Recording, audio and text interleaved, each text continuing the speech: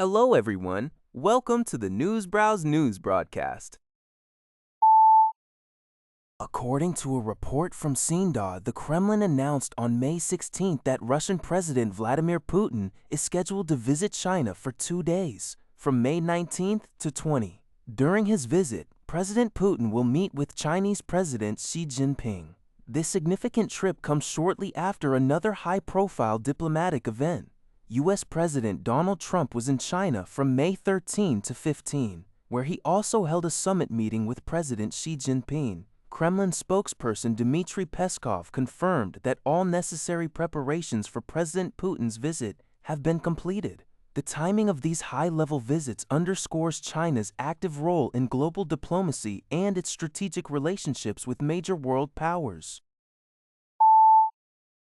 The Taiwan presidential office on May 16th issued a statement in response to former U.S. President Donald Trump's recent ambiguous remarks regarding arms sales to Taiwan. The statement from Taipei, released via a spokesperson, emphasized that the U.S. commitment to provide defensive weaponry to Taiwan is clearly stipulated in the American-Taiwan Relations Act. Furthermore, the office expressed hope that the U.S. side would continue to work with Taiwan under the promises of the Taiwan Relations Act to jointly address the risks posed by authoritarian states. The statement also acknowledged Trump's separate comment that there had been no change in U.S. policy towards Taiwan, expressing gratitude to President Trump for his long-term support in maintaining the security of the Taiwan Strait. It highlighted that the Trump administration has provided excellent defense equipment to Taiwan. This report is from GG Press.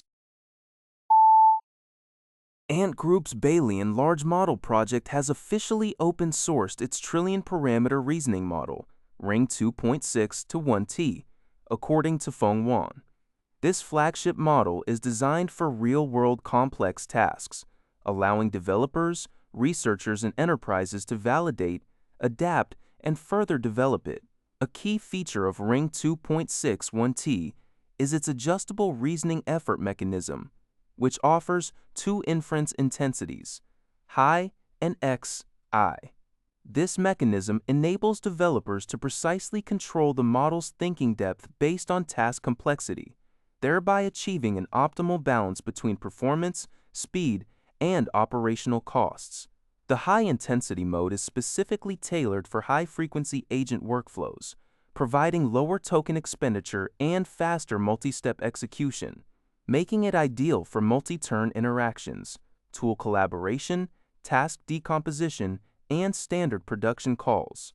Conversely, the XA intensity is geared towards highly challenging tasks such as advanced mathematics, scientific research, complex logical analysis, and multi-path exploration, offering a more extensive and thorough thinking space for intricate reasoning processes. Open-source links are provided for Hugging Face and ModelScope.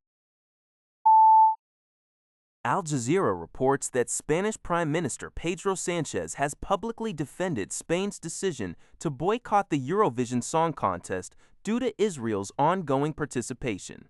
Sanchez asserted that silence is not an option in the current geopolitical climate. His remarks directly referenced the situation in Gaza, which he described as genocide and an illegal war being waged on Lebanon. This strong stance from the Spanish leader highlights growing international concern and calls for accountability regarding the conflicts in the Middle East influencing cultural events like Eurovision. The boycott reflects a political statement aimed at putting pressure on international bodies and participating nations to address these critical humanitarian and geopolitical issues.